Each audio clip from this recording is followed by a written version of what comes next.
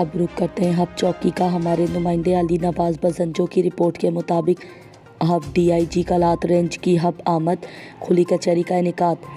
Chairman Gadani وڈیرا جان شیر بلوچ گڈانی میں امن و امان کی صورتحال پر خیالات کا اظہار کر رہے ہیں۔ بلوچ میونسپل کمیٹی گڈانی، سب سے پہلے DIG صاحب کو ویلکم کرتا ہوں ڈسٹرکٹ حوالے پر۔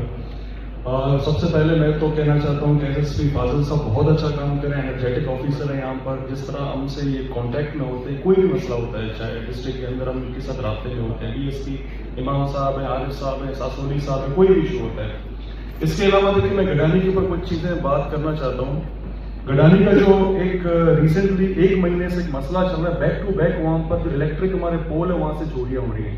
تو یہ میں آپ کے اس پہ لانا چاہتا ہوں کہ تھوڑا جو لوکل وہاں کی پولیس ہے وہ اس میں نفری بھی کم ہے۔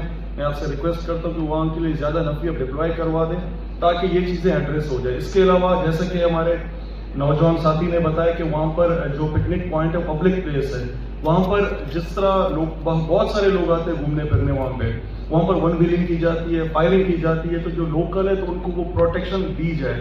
اور جو سیر و سیاح و تفریح کرنے کے لیے لوگ آتے ہیں، کراچی سے آتے ہیں، کہیں سے بھی آتے ہیں، فارینرز بھی آتے ہیں، کبھی کبھار وہ NOC لے کے آتے ہیں، تو ہم سمجھتے ہیں کہ وہاں پر اس طرح کی پروٹیکشن لوگوں کو دی جائے۔ اور ریسنٹلی کچھ رابریز ہوئی ہیں لوکلز کے ساتھ ہمارے، اس کو تھوڑا سا ایڈریس کیا جائے تاکہ جو گڈانی بہت پرامن ہے، کبھی بھی وہاں کا جو کرائم ریشو بہت زیرو میں رہے، نہ ہونے کے برابر ہے، لیکن ریسنٹلی کچھ 1 مہینے سے تھوڑے سے حالات وہاں کے گڑبڑ ہو رہی ہے۔